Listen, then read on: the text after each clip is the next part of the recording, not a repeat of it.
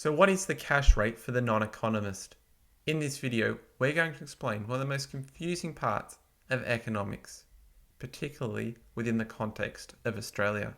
So let's find out more.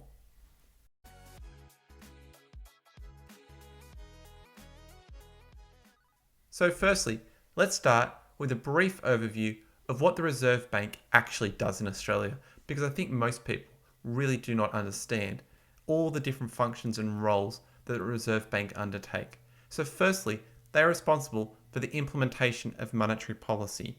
Now this is the setting of interest rates, just to set it in a more fancy and complex way. They help secure operations in the financial markets, so they make sure things run smoothly. They help to provide financial stability to the Australian economy. This generally comes through the setting of monetary policy and ensuring that inflation is not too high and so on. They are also responsible for currency, so physical coins and notes. I know this might seem like a really odd thing that the Reserve Bank would be responsible for, and people might think, hey, isn't that a responsibility of, say, for example, Treasury? However, it's not. It's an RBA responsibility. They also are responsible for the overseeing of the financial stability and the payments processing systems that we've all come to know and trust. But one of the most important parts is the RBA is essentially the bank of the government. So hopefully it's clear the Reserve Bank of Australia doesn't operate like a normal bank would. Even though they might have the word bank in their name, the operations which they undertake are far more complex. The RBA is not a bank that takes on individual accounts. It deals with financial institutions directly. Whenever the RBA makes a change to monetary policy, it is always talked about in the media as the Reserve Bank making a change to the cash rate.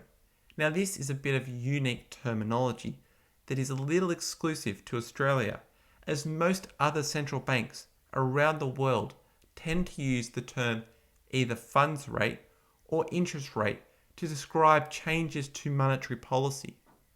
Now the cash rate is essentially the interest rate, but it's not the interest rate that individuals borrow at. It is an interest rate that is set in the overnight money market, which is essentially loans between banks overnight. How does the RBA actually change the cash rate? Well, it's a little more complex than them just coming out on the first Tuesday of every month saying, we're raising the cash rate or we're raising interest rates.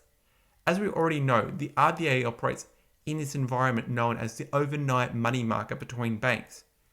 By making transactions, which are often the purchase or sale of government bonds, which is commonly known as open market operation by the Reserve Bank, they can either increase or decrease the money supply.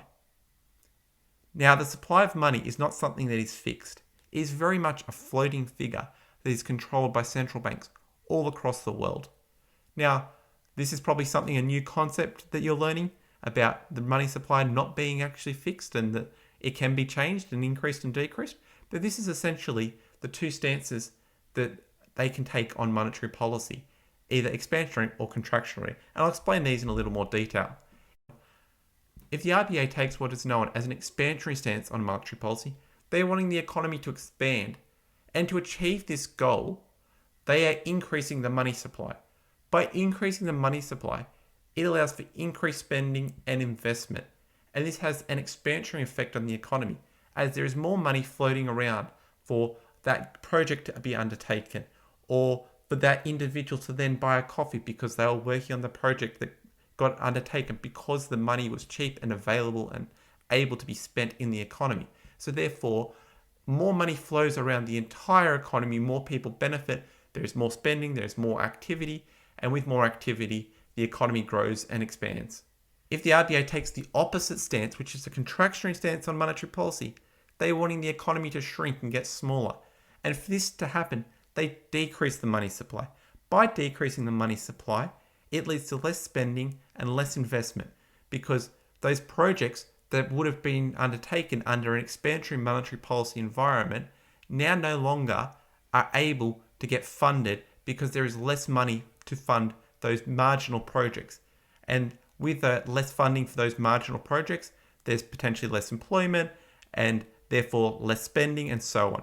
And therefore, as a whole, the economy starts to contract because there's less money floating around the entire economy to help it grow and therefore with less money, it decreases in size and contracts. And this is how a contractionary monetary policy stance actually makes the economy get smaller and shrink. So let's explain the mechanisms in a little more detail.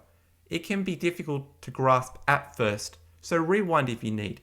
If the central bank is responsible for all the money that is in the financial system, if they are to purchase government bonds, they're essentially adding money to the market.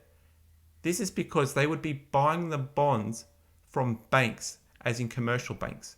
And in turn, the commercial bank would get the money from the sale of the bonds and have the ability to lend this out to the market.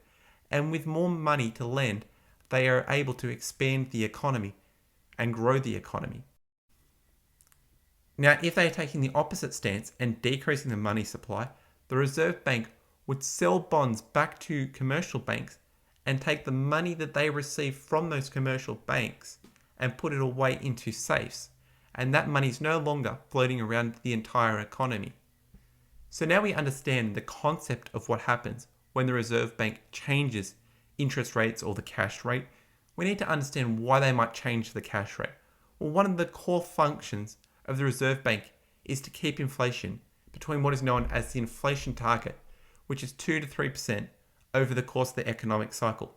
Now, that does not mean inflation is going to be within that 2 to 3% range every time, but it is a goal to keep inflation around that level. Now, one of the tools that has been effective in the past in dealing with inflation, either being too low or too high, has been by changing interest rates. Hopefully this gives you a better understanding about what the cash rate is and how it actually gets changed and what the impacts of changes to the cash rate have on the economy. Like, subscribe, and comment for more.